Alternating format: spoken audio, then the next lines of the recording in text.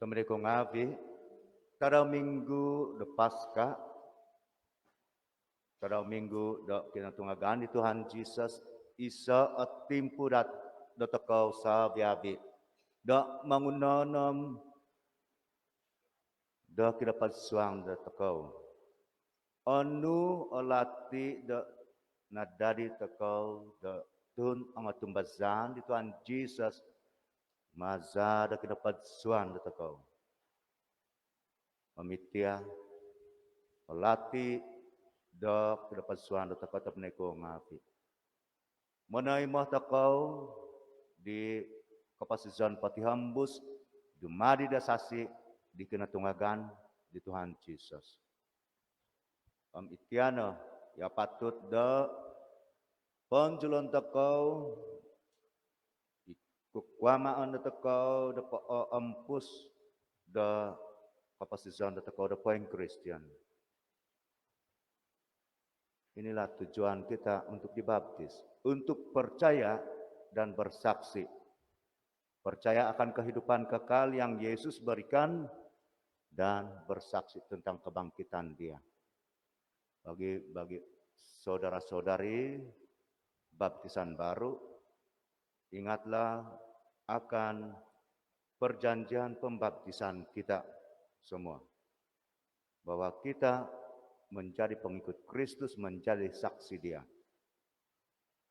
Yesus memerlukan rasul, pengikut, bukan admirers. Bukan hanya, saya suka juga ajaran Yesus, itu suka-suka saja. Tapi dia mau saksi, rasul yang berani bersaksi. Karena semua pembacaan hari ini mengingatkan kita tentang kebangkitan. Dari awal mula perjanjian lama, Yesus sudah dinubuatkan tentang kebangkitan Dia. Hari ini melalui Injil menyatakan kepada kita bahwa kubur telah kosong. Itu kain kafan pun sudah terbuka. Ada kain yang berada di sebelah kepala Yesus ketika Dia wafat, terpisah jauh-jauh. Siapa yang pergi lipat? Mungkin ada baiknya kita juga mau memahami sedikit tentang pengertian. Kenapakah kitab Injil Yohanes mau kasih cerita semua itu? Itu kain terpisah jauh-jauh sana. Sedangkan itu kuburan kena kawal ketat.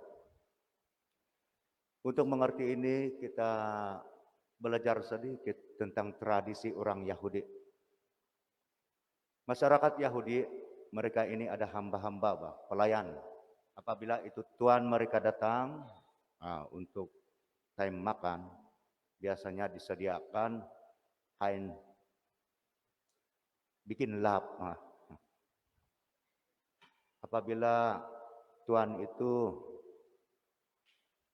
sudah habis makan, biasanya itu dia punya hamba itu melihat dari jauh, seperti CCTV, mau lihat kalau tuan saya sudah habis makan, baru saya pergi kemas itu meja, kira begitu. Tapi selagi itu tuan dia belum habis makan, dia tidak berani menyentuh meja makan itu. Jadi biasanya akan disediakan satu kain untuk membersihkan diri, bikin lap. Kalau itu tuan dia sudah habis makan, biasanya dia akan guna itu, kasih bersih janggut dia, cuci lap-lap dia punya tangan, mulut semua. Dan kalau dia sudah habis makan, dia kasih ampai saja itu kain itu membawa maksud dia tidak akan kembali lagi ke meja makan itu. Dan barulah itu hamba itu datang. Barulah dia berani pergi sentuh, pergi lap, semua pergi kasih kemas balik. Tapi jika tuan itu Dia guna itu kain lap begini, lepas itu dia lipat bagus-bagus dan dia kasih letak di atas meja makan itu menandakan saya belum habis makan, saya akan datang balik. Jadi itu hamba itu dia tidak akan pergi kacau itu meja makan. Belum lagi mau pergi kemas-kemas.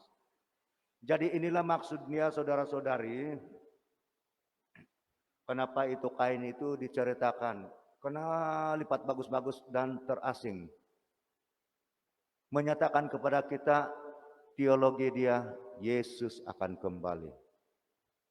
Bila dia akan kembali, dari kebangkitannya dia naik ke surga, dia akan kembali. Jadi ini pengharapan kita saudara-saudari bahwa Kristus akan datang kedua kali selepas kebangkitannya. Inilah yang kita mau bersaksi. Seringkali kita terlupa akan janji pembaptisan kita.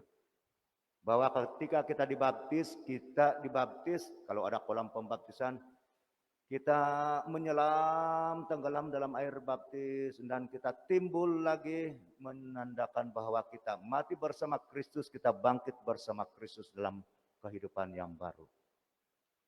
Tapi oleh karena ikut SOP situasi main tuang-tuang saja. Ya, saudara-saudari baptisan baru. Main tuang saja kan semalam. Tiada yang main spray-spray kah? Terlampau kreatif sudah itu.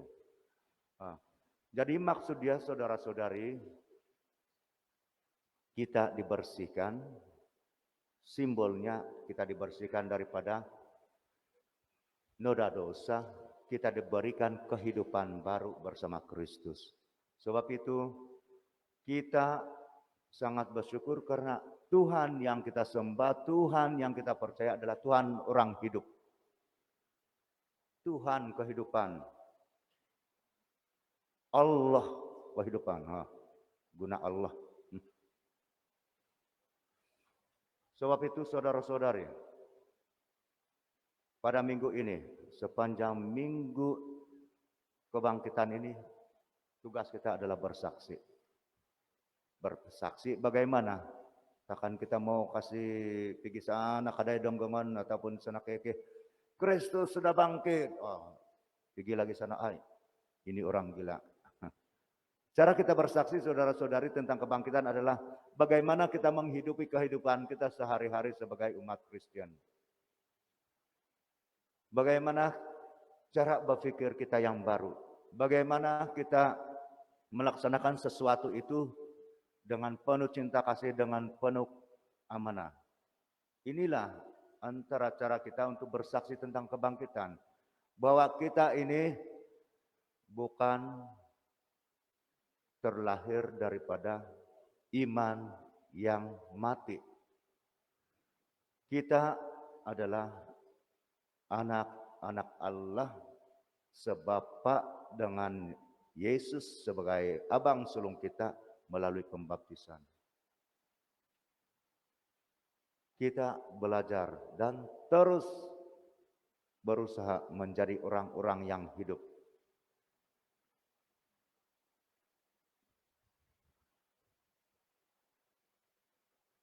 Saudara-saudari, inilah yang disarankan oleh Rasul Paulus. Kenakan Kristus dalam kehidupan kita. Menghidupi, menjadikan Kristus pusat kehidupan kita. Pembacaan kedua. Bagaimana kita dapat menerima roh Kristus yang bangkit adalah dengan menghidupi cara kehidupan dan hukum kasih-Nya dalam kehidupan kita. Jadi marilah kita perbaharui iman kita sekali lagi. Kita tolak yang jahat. Kita terima pelihara iman kita dalam Tuhan.